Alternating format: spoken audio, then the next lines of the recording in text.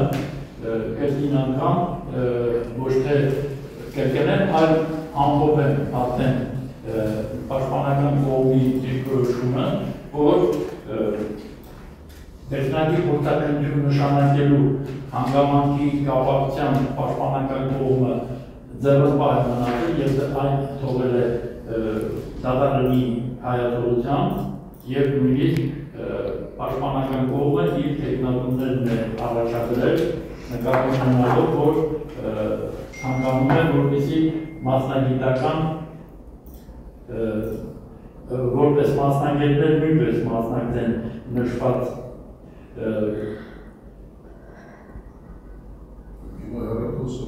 չեն ներողություն անդրադում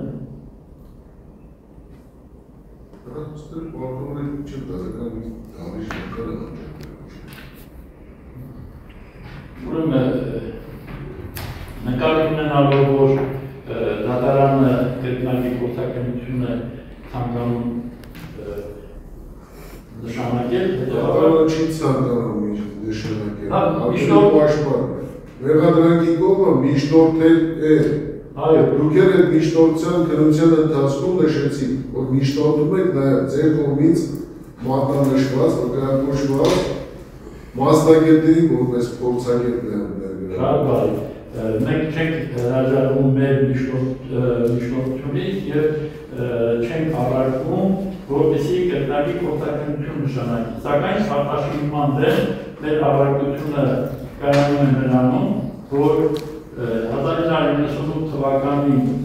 քրեական դատավարության ընդունված քրեական դատավարության օրենսգրքի 219 հոդվածի համաձայն, որով առաջնորդվում է նշված քրեական դատավարությունով իրականացնում է սույն քրեական գործի քննությունը, դատաքննությունը, 219 հոդվածը վերաբերվում է միայն դիակի արտաշինման անհրաժեշտության դեպքում քննիչն այդ մասին կայացնում է որոշում, այսինքն միայն այս իրավասությունը տրված է քննիչին։ Հետևաբար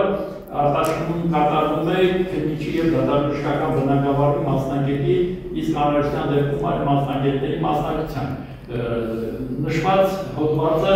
լիազորություն չի տալիս դատարանին, որպեսզի դատարանը իրականացնի արտաշինում, առավել ևս, որ սույն քրեական գործի քննության կարգը նախատեսված է իրականացնել դատարանին 333-րդ հոդվածից մինչև 353-րդ հոդվածը ներառել։ Այսինքն դատարանը նշված 333-ից 353-րդ հոդվածներով իրավասու է կատարել դատավարական բազմաթիվ գործողություններ, այդ թվում նշանակել փորձաքննություն եւ այլն, սակայն արտաշինումում նշանակելու լիազորությունով ոչ տված չէ։ Հետևաբար առարկում ենք արտաշինումում կատարելու վերաբերյալ դատարանի միջնորդության դեմ եւ միջնորդում են դատարանին, որպեսզի արտաշինումում կատարելու վերաբերյալ մասով մեղադրողի, հանրային մեղադրողի միջնորդությունը մերժում։ Դեպքում ասել, իմաստը կրկնակի ազգաժողովային փորձակնություն կատարելու։ Ինչու՞մ է դա, եթե վիճակի չեղան արտաշինում կատարելու։ Ինչպես են առաջադրված հարցերը, որոնք եւ պաշտպանական կողմին եւ մեղադրանքի կողմին մտավ ինչ կարգով պետք է կատարել։ Ուրեմն շնորհակալություն հարգելի դատարան, պաշտպանական կողմը գտնում է, որ արտաշինումը ոչ օրինական դատավարական գործողություն է դատարանի կողմից, հետևաբար անկախ նրանից թե փորձակնության նշված հարցերը ինչպես կպատասխանեն փորձագետները, դա պաշտպանական կողմի լիազորության սահմանելու չի, որպեսզի նշված հարցի պատասխանի, այլ միայն կարող են պատասխանել, որ կոնկրետ արտաշինումը չի կարող դատարանը լիազորված չէ, դատարանը որոշում կայացնի արտաշինում կատարելու, եթե նույնիսկ դատարանը այնուամենայնիվ որոշի, որ արտաշինում է կատարում, այդ դեպքում դատարանը պետք է անձամբ ինքը ինչպես քննիչը, այնպես էլ դատարանը արտագնահատականից կայացնի եւ անձամբ իրականացնի այդ արտաշիրիմումը։ Իսկ արտաշիրիմումը արտագնահատիստով հնարավոր չի կատարել, նկատի ունենալով այդ օտար երկրյա տարածումը ուղարկավորված Պողոս Պողոսյանը։ Հետևաբար այլ օտար երկրում արտագնահատականից իրականացնելու միավորություն նույնպես քրեական դատավարության օրենսգիրքը հնարավորություն չի դրում։ Այդ առումով բոլոր դեպքերում այնուամենայնիվ արտաշիրիմումը հնարավոր չի կատարել։ Իսկ ինչ մնում է փորձագետներին առաջադրված հարցերին, փորձագետներին առաջադրված այնպիսի հարցեր, որոնք որ կապված են արտաշիրիմման հետ, փորձագետները կարող են չպատասխանել այդ հարցերին։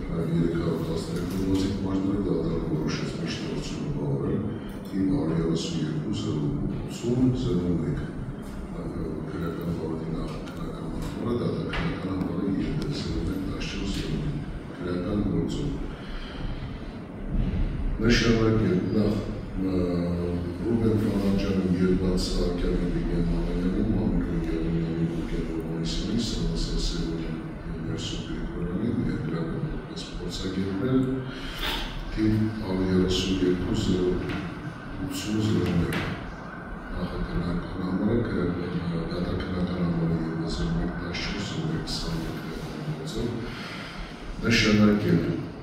կրկնակի ազդաժողովային գործակալություն եւ այն կատարելու նպատակով նաեւ Պողոս Պողոսյանի դիակի արտաշիրում գործակետներին առաջադրել դեպի հարցերը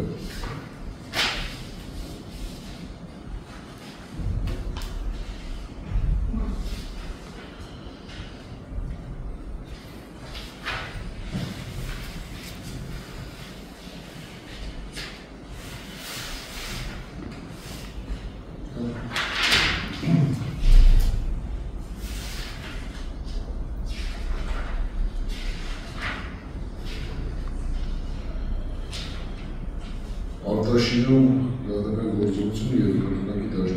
դատաբժշկական փորձագետներ Վիգեն Ադամյանին, Գուրգեն Հովհաննիսյանին, Ռուբեն Ֆանատյանին, Անդրեյ Եղիմանյանին եւ Սահակյանին մյուս տեսքերով 7 փորձագետներին, որ ներգրավեցին սույն գործով բարձրաբանման համար առաջադրել հետևել հարցերի, ինչպիսի վնասվածքական Պողոս Պողոսյանի դիակի վրա, որը վերակայված ինչ եղանակով առաջացել պատճառով, ինչպիսի առաջացնում պատճառը հաջորդականությունը, վաղամությունը, ծանրության աստիճանը։ Համտասխանում են արդյոք հայտարարված վնասվածքները 25-2001 թվականի եւ 26-2001 Պողոս Պողոսյանի դիակի դատաբժշկական դատաբժշկական եզրակացությունների եւ արձանագրված վնասվածքներին, որն է Պողոս Պողոսյանի մահվան պատճառը, որ վնասվածքներն են մահվանել գտնվում պատճառային կապի մեջ։ Պողոս Պողոսյանի մահվանական վնասվածքները մահվան պատճառային հետևակային կապի մեջ գտնվող մահվանական վնասվածքները քանի ներկայության արդյունք են առաջացրել։ Պողոս Պողոսյանի մահվանական վնասվածքները ինչ գործիքով կամ գործիքներով կամ ավարտաններով պատճառել Պողոս Պողոսյանի մահվանական վնասվածքների վրա կամ արդյոք այնպիսի ակնհայտ որոնցի վրա կարելի է որոշել վնաս պատճառված առարկայի կամ գործիքի ձևի չափի, ինչպես նաև անհնարինության նույնականացնող ակնհայտների գնահատական տվյալները։ Պողոս Պողոսյանի մահվան պատճառը հետևակային կապի մեջ գտնվող մահվանական վնասվածքները հնարավոր է առաջնային կանոնած ներքից վայր է գտնվել հետևանքով, եթե վայրերը նպաստել արտաքին ուժի ներկայությանը։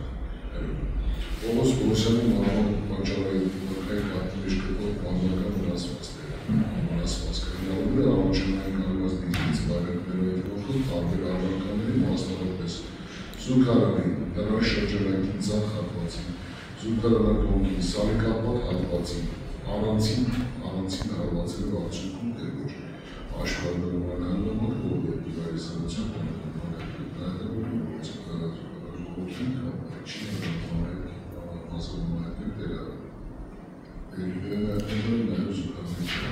շրջակայքի ձախատվածում, 253 սանտիմետր բարձրությամբ։ Ողոս Պողոսյանի մահվան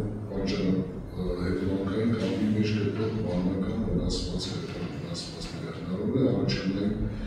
Ստիվեն Նյուտոնի կողմից ցուցմունքով հայտնած անհամաձայնությունում այն է ընկած վիճակում 5-6 անձանց կողմից դեմքի երկրի շրջանում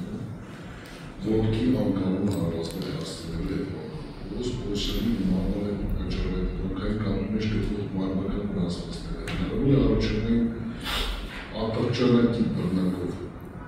դուժերի ոտքի շրջանում հարվածներ հասցնելու հետևանքով։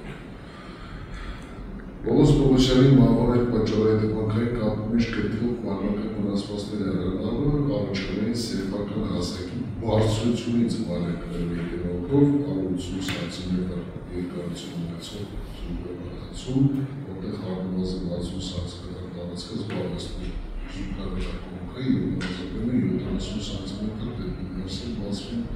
զուգարանակացի դուրը։ Ազատ տարածքը մնում է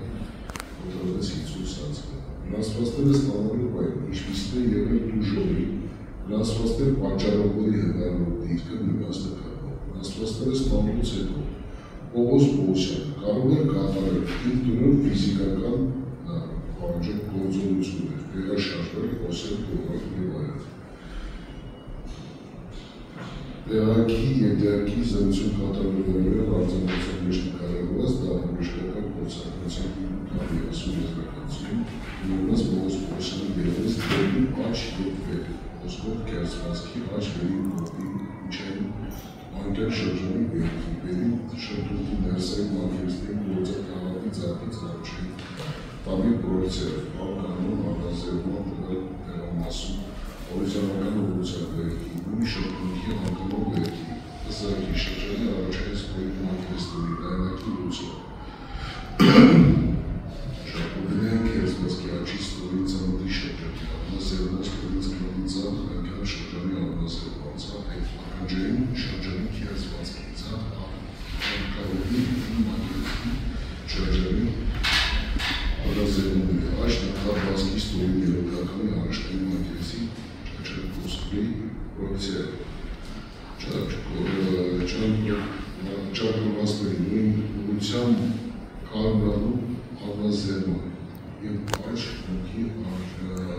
առաջամիջակային մակերստների շրջանի եռանկյունային դեպի վար և դուրս ուղղություններով և անազերմանների ստորում եզրով կերծվածքների ձևավորման վնասվածքների, ինչպես համակցությամբ, այնպես էլ առանցին Ողոս Պողոսյանի ամուսնի, ինչ ծանոթության վնասել պատճառը, ինչ եղանակով են առաջացել պատճառը։ Սա 2001 թվականի և 2001 թվականի 30 դահանբժշկական դահանբժշկական փորձարկությունների ընթացքում արդյոք իրարու են հիմնավորված ճիշտ գիտական մեթոդներ, փորձագետները պարտավոր չէին արդյոք իրականացնել մանրածանների լուսանկարանը, որքան պետք է պահպանվեին թիվ 830 դահանբժշկական փորձարկության հաստամուշների երկրային ենթակա ոչնչացման։ Թիվ 15-26 փորձարկության ընթացքում արդյոք կիրառվել են հիմնավորված ճիշտ գիտական մեթոդներ, արդյոք ճիշտ են փորձագետների պնդումները առայն, որ հաշվի առնելով Ողոս Պողոսյանի գլխի բերի և ստորին վերջինների շրջանների նշված մարմնական վնասվածքների թե դրանց պատճառն ու մեխանիզմը, մարմնի տարբեր նաև հակադիր մակերստների տեղեկայությունները բացառում Ողոս Պողոսյանի ստացած մարմնական վնասվածքների համակցության առաջացնող հնարավորությունները, նրա մարմնի սեփական հասակի կամ դրա մոտ բարձրությունից կամ այդ թվում արտաքին նրանց ուժի ազդեցության, նաև հրելու հետևանքով արագացումով իշխված դեպքի զարդում ունեցնելու արդյունքում։ Փորձագետների խնդիր պատասխանան նրան այն հարցերին, որոնք որոշման առաջ տված չեն, սակայն կառաջարկել փորձարկության ընթացքում կանոնների դահանբժշկական փորձարկի եղածության մեջ և դրանց պարզաբանումը կարևոր նշանակություն ունեցող փորձագետների լիարժեք ապահովման համար։ Նաև փորձագետների նախազգուշացնել քրեականության 504 հոդվածում նախատեսված քրեական պատասխանատվության մասին և բնականաբար նաև փորձաքննություն կատարելու նպատակով արտաշինում կատարել, որ դատարանի կողմից հանձնարարության տեսքով հասցեագրի Վրաստանի Հանրապետության իրավասու մարմին, որպեսզի կատարվի արտաշինում և փորձաքննության հետ կապված անհրաժեշտ գործողությունները։ Բնականաբար փորձագետներ Ռուբեն Ֆալանջյան, Երևան Սահակյան, Վիգեն Անանյան, Մամիկոն Երմինյան, Գուրգեն Օգնեսյան, Սանասան Սևունյան և Վրաստան Գրիգորյան ազնարարությունով միջնորդի, որպեսզի նշված փորձագետները նաև նշված փորձաքննության կատարմանը նշանակական փորձաքննություն նշանակելու նաև արտաշինում կատարելու